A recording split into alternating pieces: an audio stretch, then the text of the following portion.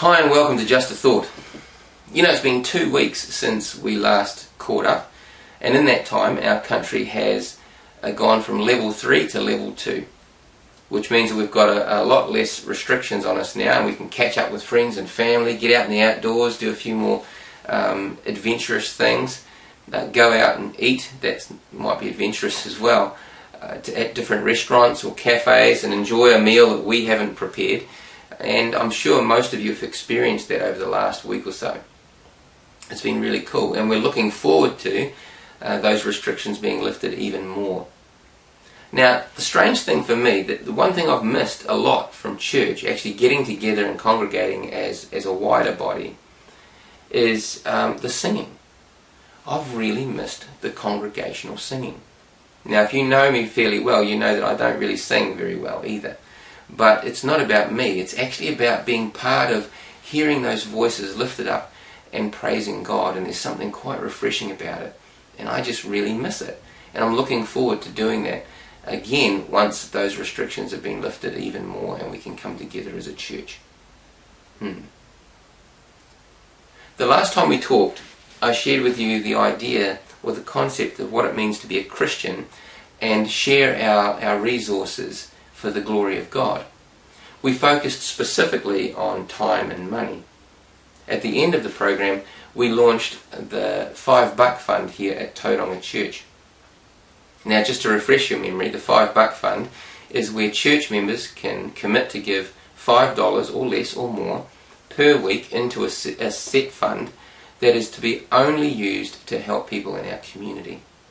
That money cannot be used to pay bills or power bills in our church. It can't be used for running costs in the church at all. It is only to be used in our community. Now, since it was launched 2 weeks ago, I have the good news to announce that we have over $1,800 in our account as we speak, and it's growing each week.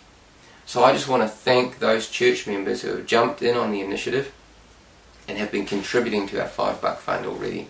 And I know it's just going to keep growing and go from strength to strength. But what you've been able to do is enable us to actually get that money working immediately. So what we're doing now is we have committed to a number of families here in Tauranga in which we are just topping up their funds for their grocery buy each week. So we've committed to topping up their groceries each week for the next 2 months, and just see how they go, and we'll reassess it from there, see how they're tracking. So thank you for being a blessing for those families in Tauranga. I know that they will be blessed, and I know that we're glorifying God in that. Now, my family have also contributed and committed to the $5 Fund, and we've set up our account to pay money into the account every week. So if you want to jump on board as well, and you haven't yet, you're welcome to contact me, either text, email or phone, or contact our treasurer directly, and we can get you in on the deal, if you like. That would be pretty cool. So this week my thought is an extension of what we talked about last time, really, about generosity and just how it impacts us as Christians. In fact, as human beings, we seem to be wired a certain way when it comes to generosity. And I wanted to ask you the question, do you have a friend that you might struggle to actually buy a gift for because, well, they just seem to have everything, or they don't seem to need anything? I've got a few friends like that, and I suspect that maybe I'm a friend like that back to others. They might struggle to know what to get me for a gift as well. And when I think of God, often we think of God that way as well. He's the kind of being that doesn't need anything from us. In fact, we tend to use him at times more as someone to get stuff from. But there's an interesting text in Proverbs chapter 19, verse 17, that caught my attention this week.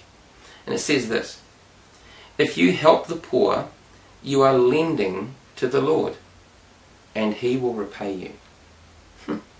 If you are giving to the poor, you're lending to the Lord. That's an interesting concept, isn't it? Now, why would God say that? God's not poor, so what's he mean? I think it has something to do with what Jesus said when he also walked on the earth. He said, when he talked about giving to the poor and feeding the hungry, he said, if you do this to the least of these, my brethren, you're doing it to me. For some reason, God connects on a special level with those who are in need.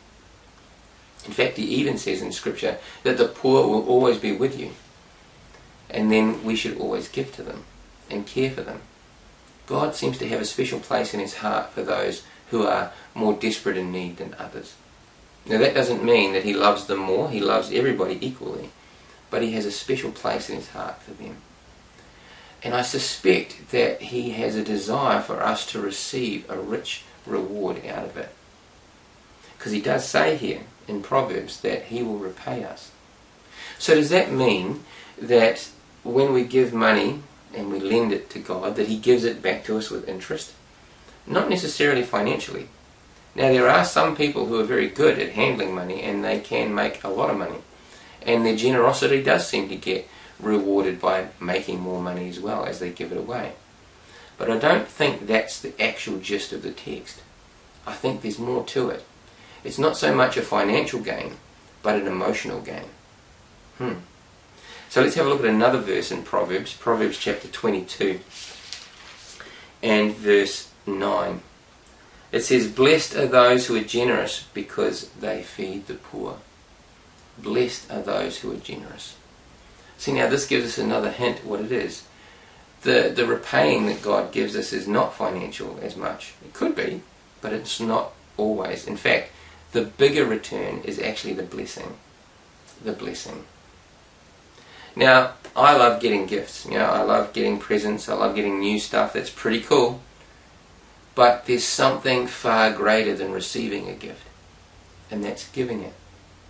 And it would appear that God has wired humanity to get a higher level of joy out of giving than receiving. Isn't that interesting? I know that I didn't truly experience this until I became a parent. And when it came to birthdays and Christmas for our children, I would get more excited about the gifts that we'd bought and purchased and gave to our children than the children themselves at times. The anticipation of how they would feel.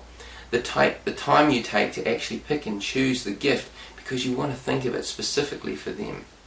It's pretty cool to do that. And the blessing you receive is amazing. A few years back, I was privileged to give a Christmas pack or two to families in need here in Tauranga. And it was an incredible blessing to be a part of that. To see the excitement and the joy on the people's faces as they were struggling to know what they were going to feed their children on Christmas with. As we came up with bags and bags of goodies, that were specifically aimed for a Christmas dinner, but would go far beyond a Christmas dinner as well. And they were just overwhelmed with that generosity, and it just made your heart swell with joy. It's hard to explain if you've never experienced it, but you know what I mean if you have. We also threw into that gift pack a little gift card which enabled them to buy Christmas presents as well. And they were just blown away. You could just see the absolute joy in their heart.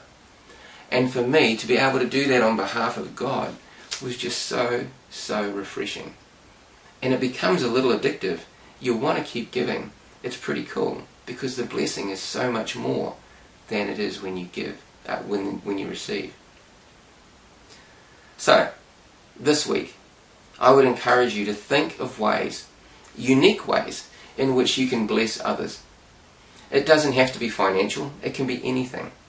There was another time when I was filling up with fuel in Rotorua many years ago, and it was freezing cold out there on the forecourt of this particular service station.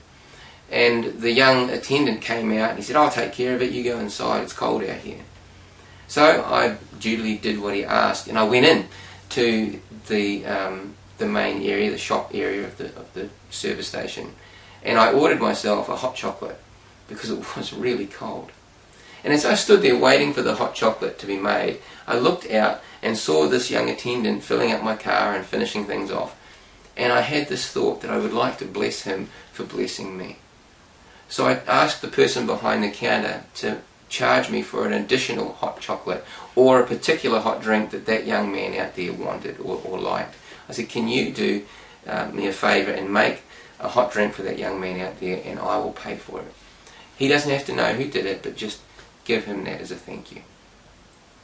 And it makes you feel good to be able to do that. So I'm going to challenge you again this week to look for ways, unique ways in which you can bless somebody.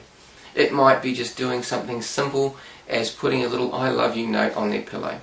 It might be by putting that in their lunchbox. It could be paying for someone's hot drink.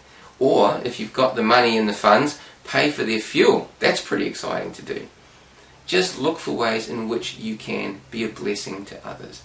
And watch your joy well up inside you. And you'll get more addicted to the idea of helping others around you. That's the blessing that God says He will repay you with. That's the joy that gets into your heart that God gives you. And I pray this week that you will really jump in on the idea of how you can be a blessing to others for no other reason other than it's just a good thing to do. And you're lending to the Lord. And that's a pretty exciting concept. God bless, and we'll see you next week.